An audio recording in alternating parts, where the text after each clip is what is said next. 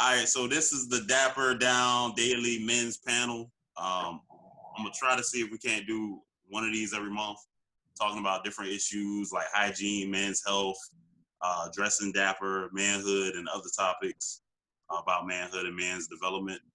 Today, I wanted to kind of get into this George Floyd situation while it's fresh.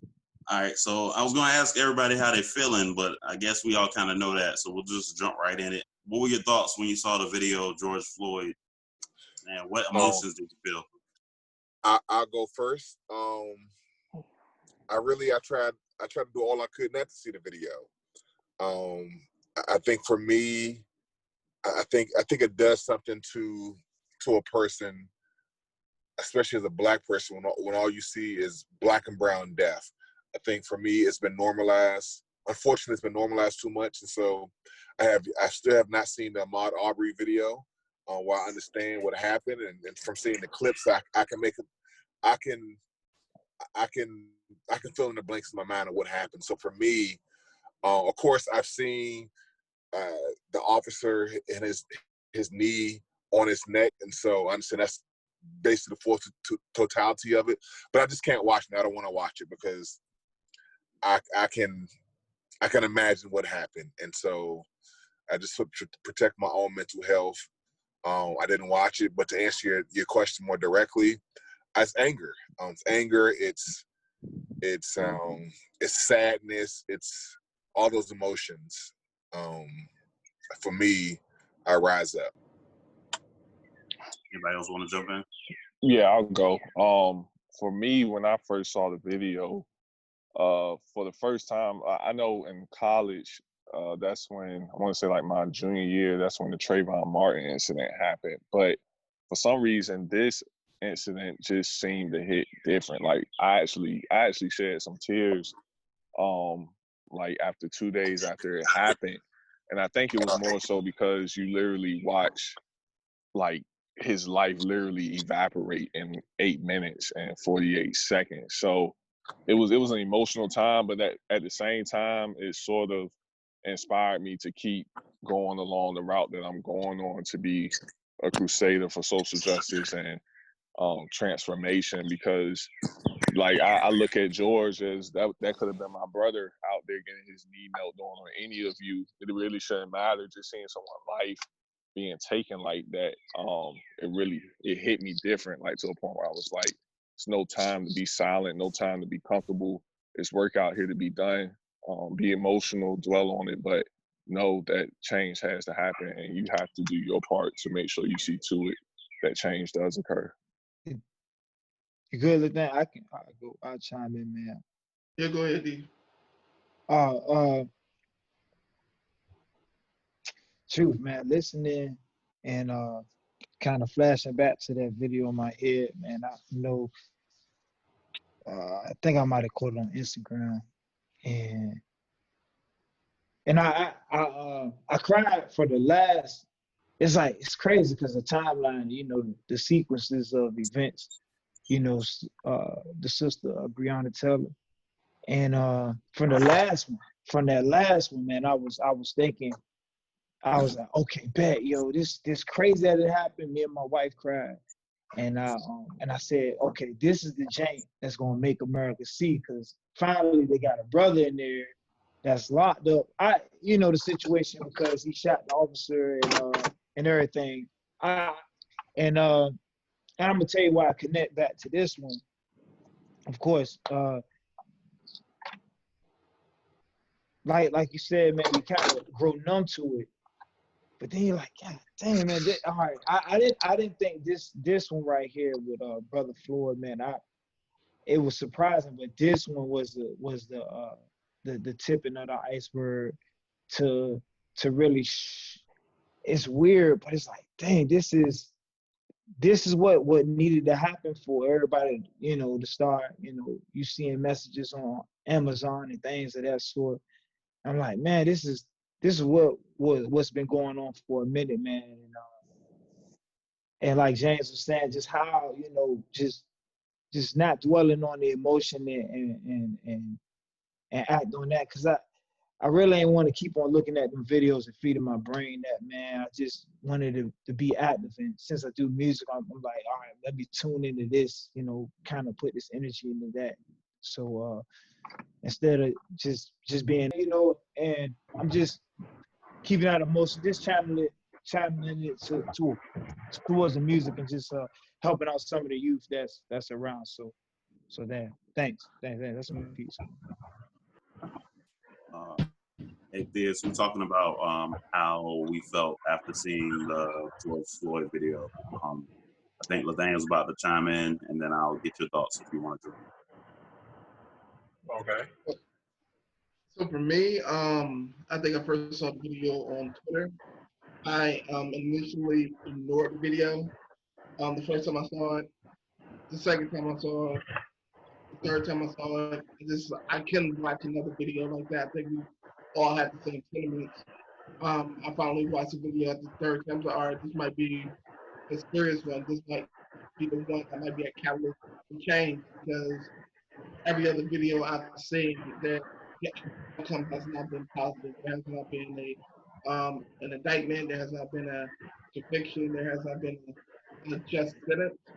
And so you go through those processes and waiting for several days just to see a charge. Just as many being charged, just the first person, and then waiting several more days for the other three officers to be charged as well was painful for me. And having to sit there and control my anger, sadness, my frustration, my disappointment.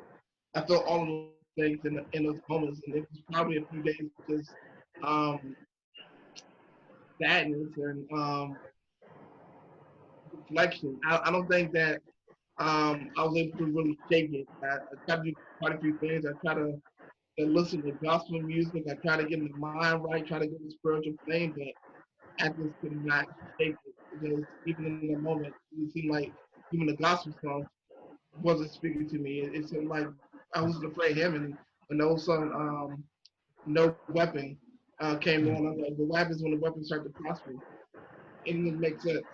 It seemed like the weapons prospering. So it was those type of moments for me. And then I think I'm at a place now where I'm a little bit better at talking about it and getting back out to the activism I was at.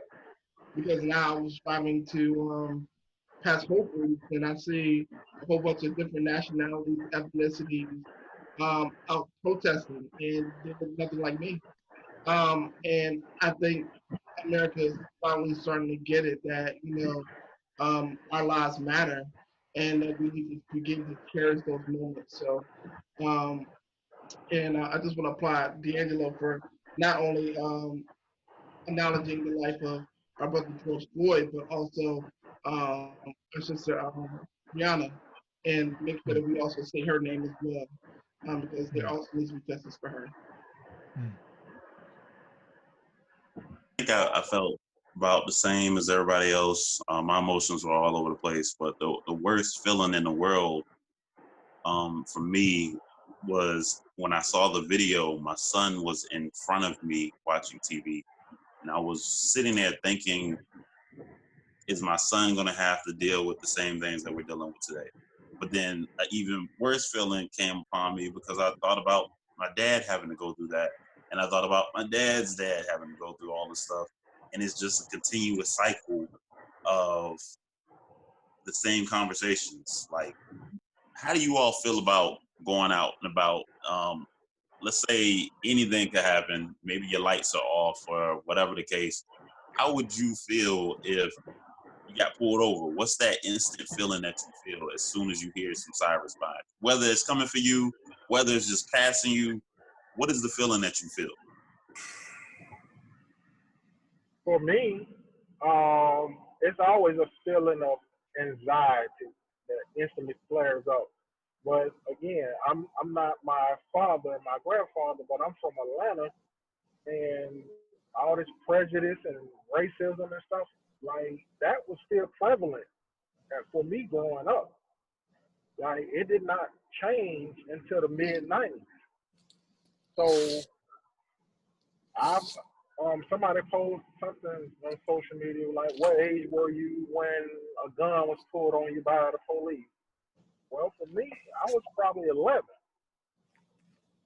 I've had guns pulled on me by the police multiple times, and not one single time was I ever actually doing anything wrong. So, and D'Angelo, no man should have to be in fear or worry that when they leave their house tonight, are they going to make it home? Because somebody feeling a certain type of way about you and just don't like the color of your skin. No man has to feel like that. That's a real thing that we need to eradicate in this country. Anybody else got any thoughts on that? So for me, it's not a constant state of worry or anxiety, but when I do get pulled over, I'm conscious. I do my best to try to do everything right. And the reality is I think a lot of us try to do everything right. But I try to, at the last time I got pulled over, maybe it was 2018, and the cop stopped me, and I pulled over to Worley gas station, and I had my wife was with me, and I had my hands on the dash, and and he asked me for a wallet, and I told him, and I reiterated, hey, my wallet is in my pocket. I'm reaching for my wallet, and it was almost like it was a white cop, and it was almost like he was embarrassed because, like, and he knew. I think he knew who I was. I was a pastor. He was like, I got to do this, got to get my quota up. But it was almost like, man, I got you. It's okay. But for me, it's like, we see it time and time after again. When you think about Philando Castile, where you tell a cop what you're doing, and they still are nervous. And so I just wanted to make sure I did my due diligence. Tell him reach for my wallet. Got to reach to my glove compartment to get my papers for him. And so when I'm driving, it's not a sense of worry. But when I do get pulled over those times, it is something I worry about. And I think more than that now, what I've been thinking about is if I were to get pulled over driving on the highway or driving somewhere, like what is the best place to stop so that somebody else is there, And I don't know the laws, but how long can I keep driving until I feel safe enough to stop? So if anything goes south, there's a good chance there might be somebody with a camera that can record everything. Because, as what's been said earlier, if there were not been a camera there to see what happened, the reality is, like they tried to spin it, they would have spun it. This happened, yada yada yada yada yada, and so that's what I've been thinking about. Okay, what's the best thing I can do? Not only find directions, but even when I get pulled over, where should I stop at? So I make sure that somebody has a camera or there's some camera somewhere to try to, protect me in these kind of situations. Well, definitely, if you look at the history of policing from the Black perspective, we've always had a healthy fear of the police because it seems like we've always been oppressed by a policing agency. Back in the slave times, you had slave catchers who were searching around for slaves who tried to escape. In Jim Crow law, when they were what were they called? Oppressive laws on us, just being Black and being present in different places and locations could hurt us. So it's like we've had this fear forever. So it's crazy, and it's just different. It just hits different. But if no one else has anything to say regarding that situation, actually, I kind of want to talk with Nathaniel and D'Angelo real quick because we had a situation, I think it was about 7 years ago, where me me, D'Angelo, Nathaniel, and his brother, we were driving around in Portsmouth. Nathaniel was driving, and we got pulled over, and they asked for all of our IDs. So I'm gonna let Nathaniel spawn upon that because he was the one driving. Yeah, so it's a little bit more than 7 years ago. We were 19 years old. I remember it vividly because it was my first ever experience with the cops. I was naive. I was young. I knew a little bit about my rights, but not that much. We were coming back from the movies and MacArthur Mall in Norfolk, and we was driving to Portsmouth, and we got stopped by the 7-Eleven on High Street. And I failed to have my lights on coming through coming up High Street, and I had no idea that I had my lights on. I was a brand new driver. I made a turn, and I made another turn, into to the 7-Eleven, and before I knew it, I was surrounded by 3 cop cars. And they came up there and they asked for everybody's ID in the car. Eventually, they asked me to step out of the car. I was trying my best to be cordial, respectful, jovial, anything I could do, kind of to de-escalate the situation. Once I stepped out the car, which I did not have to do, but I did anyway.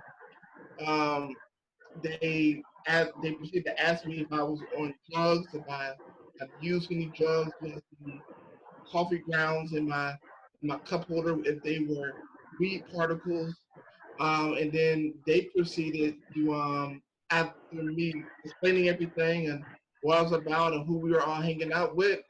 They asked me if I wanted to take a pee test, if I was willing to go to the nearest Walgreens or CVS to pee in a cup for them, to prove my sobriety. That was my first interaction with the cops, and it was unfortunate because I did something that I probably should not have done in the moment, which was raise my voice, because at that point I got offended and I began to defend myself, and I said, I am somebody who was going to school. I'm not the person that do any type of drugs and alcohol. I'm just coming back from the movies with my friends, going home, and I live a block away. And it was at that point he let me go, and I went back home angry, upset. I told my parents, and I told them how the interaction ended. And instead of them going up there and be like, we're going down to the police officer, we're going to go talk to the police chief, they were like, don't ever do that again. Don't ever raise your voice to a cop. You could have easily lost your life. There's 3 high criminals that could have easily lost their lives right now based on our interaction. And I know that we're just alluded to, some people can actually have a rational conversation with the cop. They can actually defend themselves, raise their voice, but there's a certain complexion for protection that you get, or protection with your complexion that you have, and that's not a certain right that is afforded to some people. And for some people who are listening to this conversation, and they may not think that that's such a big deal because there was no racial epithet that was used, because there was no one used the N-word, nobody was touched. But you had to ask yourself, if there were, let's say, 4 older white ladies in the car, would that be the same effect? Would that be the same thing would happen? If it was 4 middle-aged white men in the car, would that same thing happen? And you have to ask yourself, would that happen? And most likely, if you had some type of rational common sense, the answer would be no. And that's the unfortunate thing, and that should not be my first experience with dealing with police officers in America. Well, let me chime in and just add a couple more points to what happened.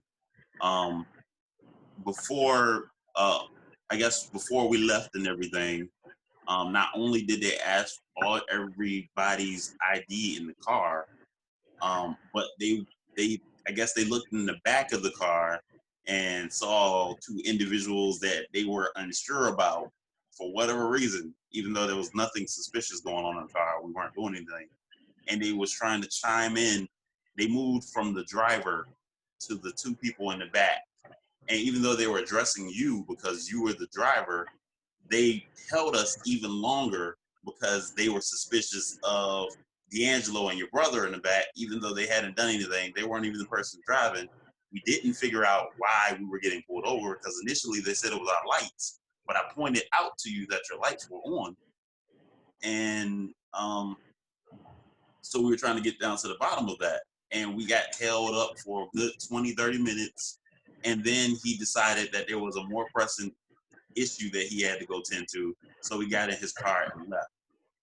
So we never figured out that night why we got pulled over. We never got told why everybody in the car needed to have their ID taken and records had to be run on everybody in the car. Because he took our IDs and went back to his car, ran some numbers, tried to figure out who everyone was, figure out if anybody in the car had any warrants or anything going on with them. And then when he came back, and I guess nothing had pulled up, he was trying really hard to find some reason that these four men in this nice looking car, because we were in your dad's car, and it was a nice, pretty nice car at the time, why we were out and about in Portsmouth at about 9, 10 o'clock that night. So it really, and we were both had a pocket constitution, and we were definitely trying to tell him what our rights were and trying to figure out what did we violate and why, knowing our rights and knowing what was in the Constitution, trying to figure out what was his purpose of holding us here and not telling us what was going on. So I think even though you say we were naive, I think if we were less educated than we were, and if we were less informed about our rights, that situation could have easily turned into all four of us being out of the car and all four of us getting detained for some reason that none of us will ever be aware of. D'Angelo, you was there. You want to chime in? Do you remember any of that? Yeah, man, I actually had, damn, that ain't crazy, man. I just thought about it. I'm like, damn, I ride to work, be riding past this Jane. That's why. Man, there's so many other encounters that's been going on. I had to chime in on this, man, to dig deep. But I remember, man, and I said, damn, that's my ID. I'm not even driving, man. That don't even make sense, man. I don't know if he snatched the air freshener out the window or something. I don't know if that was that one. But it was strange, man. It was really strange, man. And I was it made me, because I think prior to that I got pulled over with a group of kids, group of other people. And I said, dang, you know what? Then my mom, there later on that night, I told her, she said, man, I don't really want you riding. And this, sir, I don't want you riding with a lot of people no more. It shouldn't be more than, and I started doing that. I haven't really rode in a car with more than 3 people, man. You know what I'm saying? I'm like, maybe this, you know, if you see a car behind you or police, don't look back. You know, maybe that looks suspicious or something, you know, so. All right, so my next question is, what were your thoughts on the protests, looting, and riots? My fault. I was saying I appreciate how the protests, I think, have illuminated some of the issues within the country, but moving forward, that can't just be it. Like, there has to be systemic change that comes from this protest, meaning we have to take this same energy and now apply it to our state legislators, laws that have a disparate impact on African-American communities. We have to take the same energy and advocate for economic justice, advocate for equal funding within our education systems. But the protests, I appreciate it.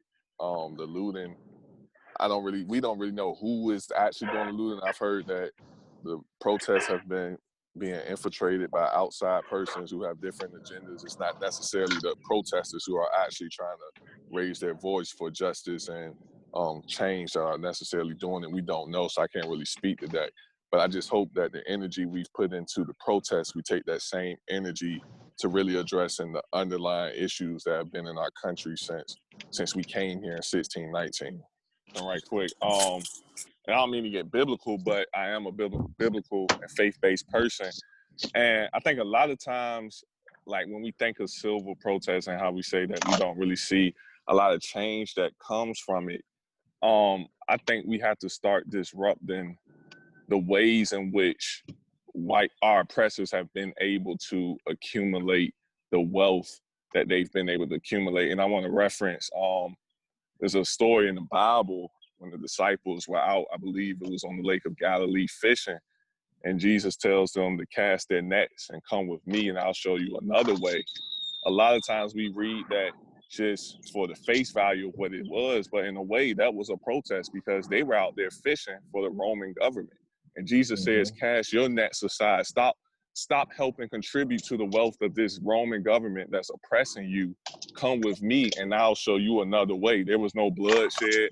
That was in a way a civil protest against the Roman government. So I think we have to be more strategic in our planning and how we really address these systemic issues that have allowed, like I said, for our oppressors to accumulate this wealth. And just like the civil rights movement with the bus boycott, they affected that bus, though the white bus drivers and the Montgomery bus program, they affected them economically. And that's when you saw change occur. There may have been bloodshed due to the brutality of the police department and the oppressors, but the methods we use, which hit them economically, did cause change. And there was no physical altercations on our ends. We attacked it from a strategic economic point. And I think that's the point we have to get to. All right, I appreciate it. So what I was going to say was, with the protest, I definitely think that, like James said, you have to do it very strategically. A lot of times what we see is the protests last for a couple of days, or maybe at the most a month, and there's no long-term change. So the issue is when we have people who are set in their mind that they want to evoke some type of change, they never really stick to it or stay consistent in the way that they go about it.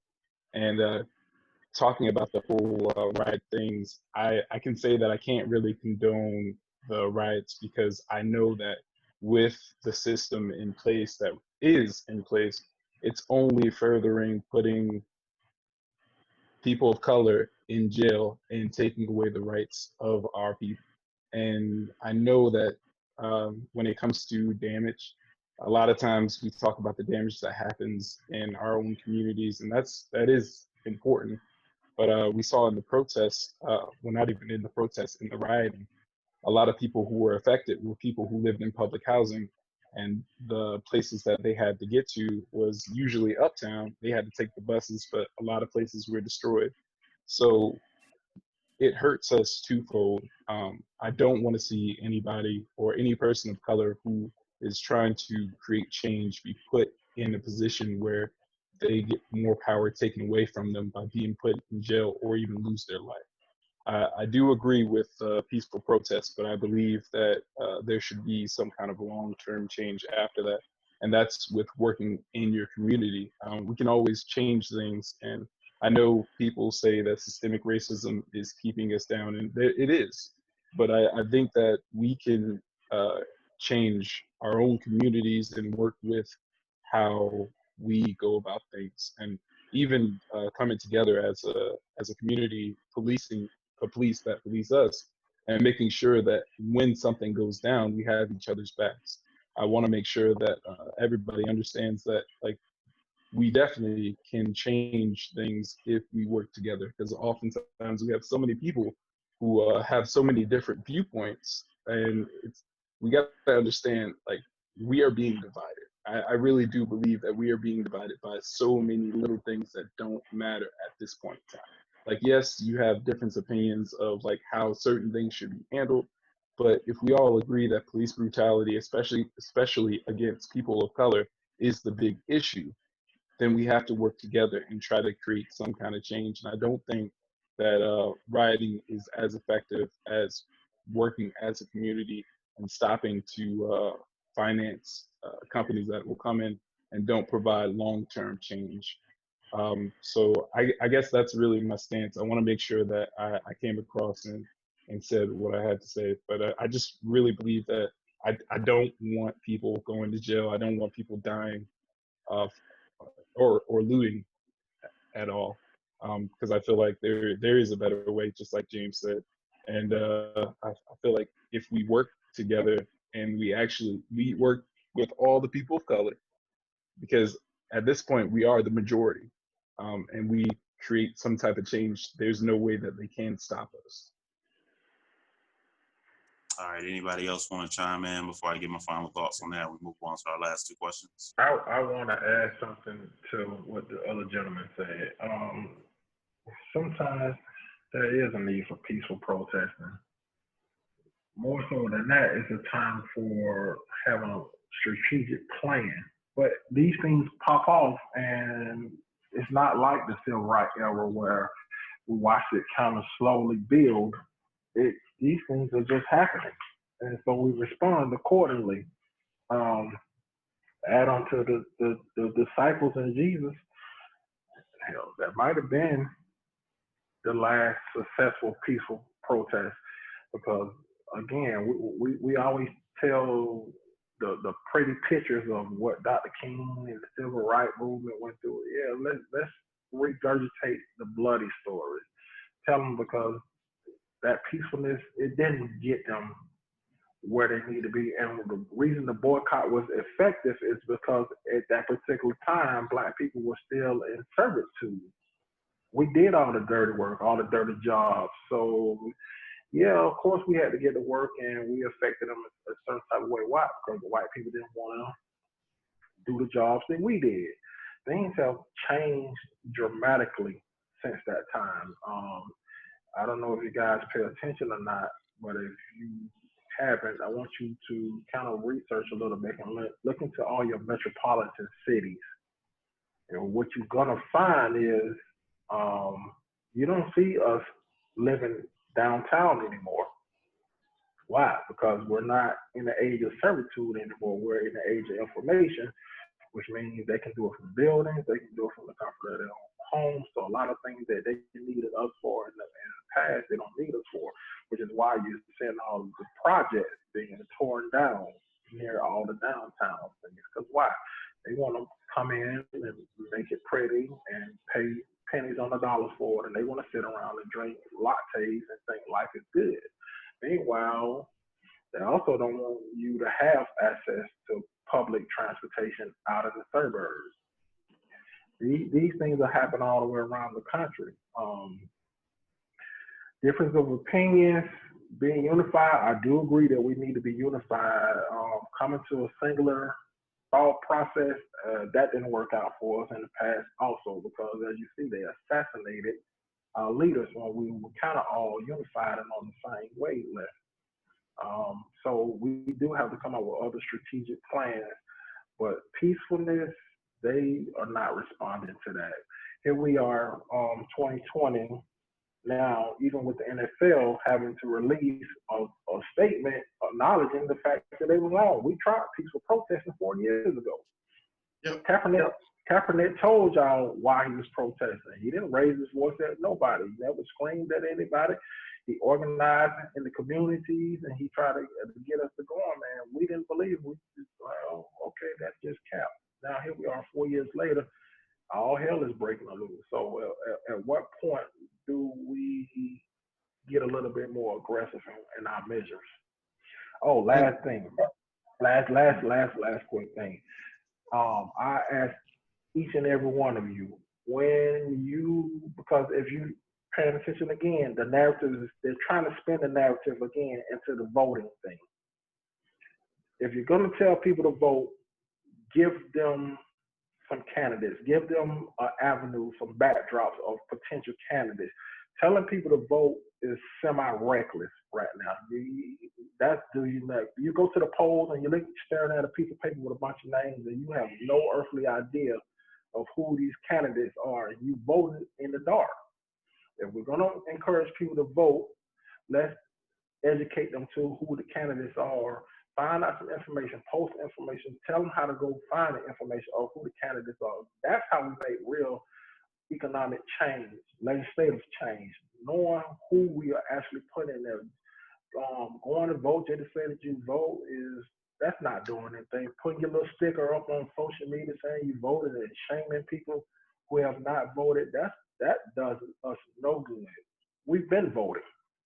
Don't let people change your narratives and make you feel like we're not voting. We go to the polls, but we need to be attacking these local polls and knowing who the viable candidates are. Put good people in there who really want to do the work and not just in there to say they got the job. That's how you make it real change. And stay abreast of it. You voted today, fine.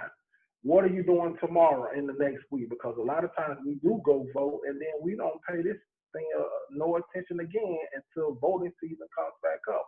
Meanwhile, they've passed 16 laws that we disagree with 11 of them. We have to stay actively engaged into the voting process. I'm done. Anyone else got anything to chime in about before I put in my final thoughts on that, and then we move on to the last two questions? Just well, actually, I'll let it slide. I'll let it slide. Sir, we are on a platform where we are talking, and we could potentially influence someone who changed the world. Speak your piece, please. No, I just want to be careful about the whole, I guess, protesting with violence, because I think a lot of times what happens is in the quest to kill the monster, you become the monster trying to, change things. And it's not to say that I definitely do agree that there are times where people fit frustration with violence. I mean, there was even moments where Jesus got mad. And I guess what I'm trying to say is you just want to be careful, because if I know we are oppressed, but we don't want to ever get to the position where we get rid of the people who are oppressing us and we pretend or we become exactly like them, oppressing another person. It's really difficult to say or point out that somebody is wrong when you are going to do the same thing.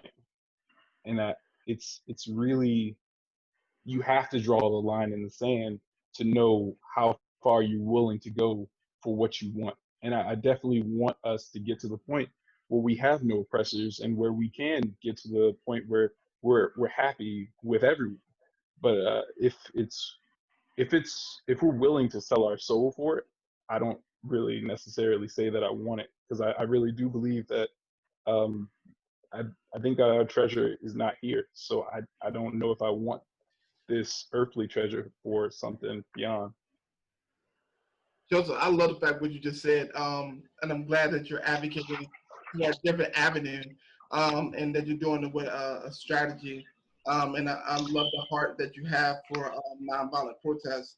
And I think it it brings us back to even at the civil rights movement, there were two different sides. There were people who are advocating for nonviolence. You have people who are ready to defend themselves. And so I don't ever want it to be seen as if there has to be a either or when you're looking from an Afrocentric perspective, it's both and. And so you can have two portions, because there would be no Martin without a Malcolm, and because you have to use the other, there has to be some element of fear. What would they do? We're talking about money, we're talking about violence, there is that element as well.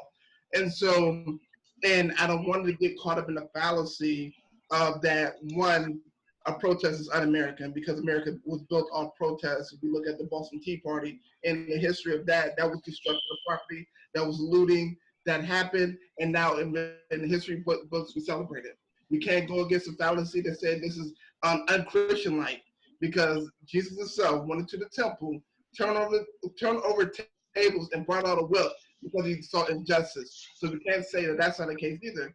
And lastly, we can't say that that's so against Dr. King, because even Dr. King said riot is the language of the unheard. And so if we talked about using a peaceful protest 4 years ago, and it was led with a knee on the ground, and it came back around the second time when the knee was somebody else's throat, we have to look at the same thing and like, okay, maybe that peaceful protest that you guys have been writing off for all these years, and if we see the same people who are now being oppressed in the system of a powder keg, where not only is there let's say they are now in the midst of a pandemic, they're now unemployed, and they now are faced with police brutality all at the same time, and you expect them not to react.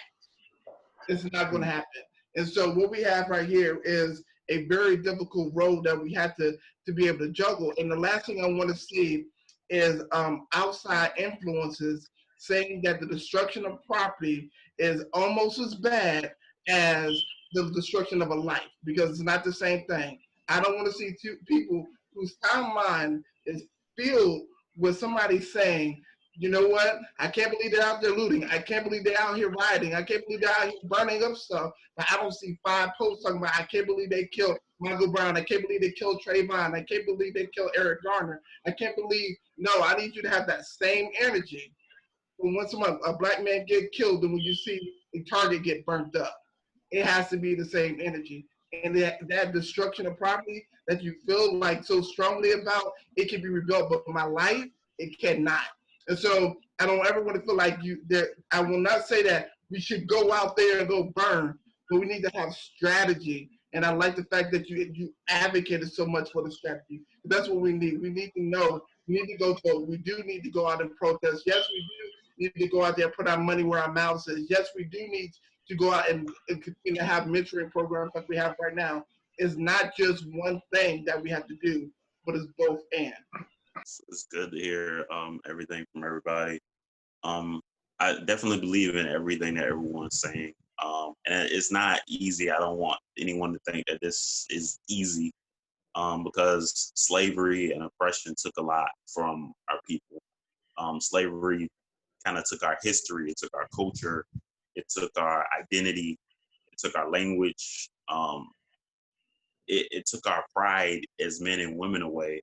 And we have all the issues. I think a lot, if not all the issues we have, is because we're kind of a people with identity crisis. And then we're in a world that is our own, but in a sense, it's not our own. A lot of times we look around and the images that depict what's beautiful doesn't appear to be us. When we look in our history books, a lot of times it starts from us being slaves, and it puts us in this mindset where we're oppressed, and we're starting off oppressed even from the beginning. We still got this doll test that every 10 years our kids are picking the white doll over the black doll because of our ideas about beauty, our ideas about what's bad and good, our ideas about black people being criminals because of what's in our society. So it's definitely going to take us infiltrating the system that is oppressing us and becoming a part of that system so we can change it from within. But I think we also need to look outside of the system and look in our community and see what we can change and heal and fix. And it's going to take, I think, both sides infiltrating it from both sides and dealing with the situations from both sides to really get a sense of how we can change it. And it's not going to be overnight, but I think it is achievable.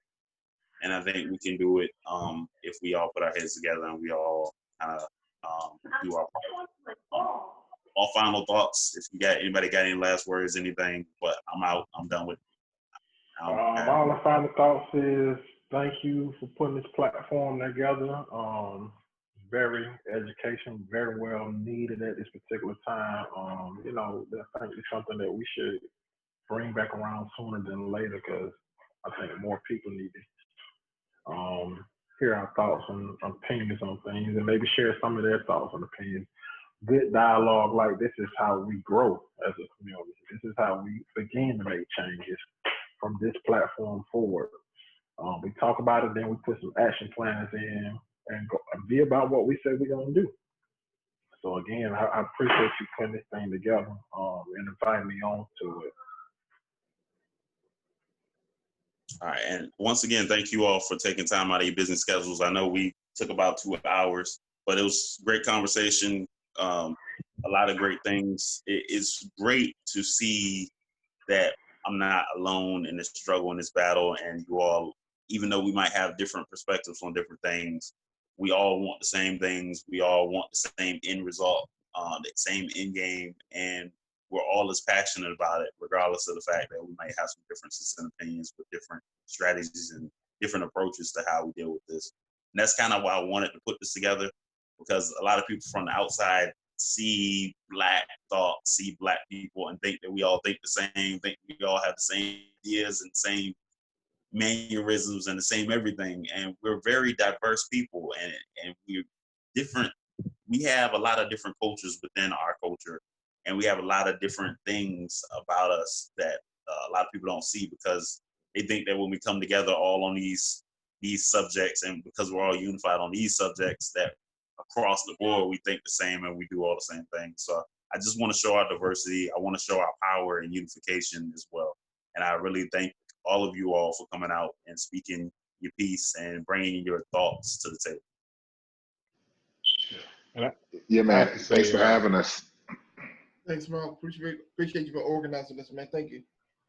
Yeah, I really like the fact that this is a great platform where people can speak their mind without fear of persecution. Because I know I see a lot of times on like social platforms, it's like Black people, the people make it seem like Black people have one train of thought, and when we stray away from that one train of thought, they're like, "Oh no, you're not really Black." Like Joe Biden even said it, and it's like, come on now, like why are we sitting here debating whether somebody's Black just because they think differently? It's definitely something that we have to we got to be careful about, because a lot of times there's definitely should be pride in Blackness, but we shouldn't quiet people or silence people because they have a different viewpoint. It's our job to kind of see why they do things the way that they are, and if they are wrong, we can definitely bring them into the fold by addressing it with actual intellectual conversation. But I love Yeah, that's what I was going to say, Joseph. I'm thinking like when you said that, first thing came to mind like Candace Owens, like she needs to be she needs to be addressed, she needs to be challenged, she's wrong. She need a very conservative. I mean, like I'm being gentle. Well, the crazy thing is it's like a lot of times other people outside of our race, and sometimes people within our race, will snatch our cookout card away. You're not invited to the cookout anymore with that statement.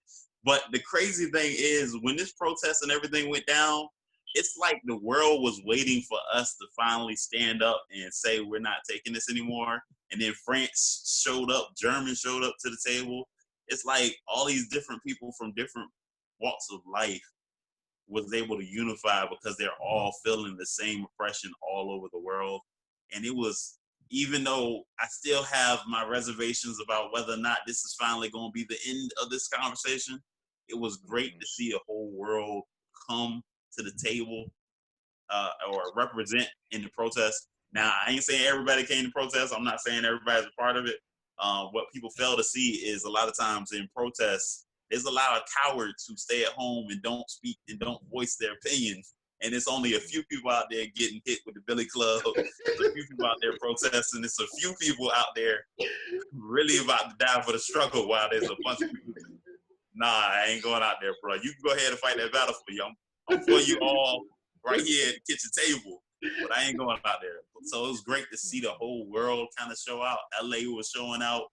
I saw Germany doing some protests. I saw some protests in other countries. I saw some in France. So it's a crazy and overwhelming feeling to see that, even though I still have my reservations and still have some doubts about what this is so. All right, we want to probably do a part 2 because I'm not trying to have all your wives and families mad at me because we're going to get back into it on another tangent. So we got to do a part 2. We got to do a part 2, but I'm not trying to have y'all families coming for me with the mobs. Appreciate it, man. I'm going to send it Go right ahead away. and take care of your family, keep them safe, take care of them, but I ain't trying to get you in trouble. All right, y'all. Y'all take care. Catch y'all later.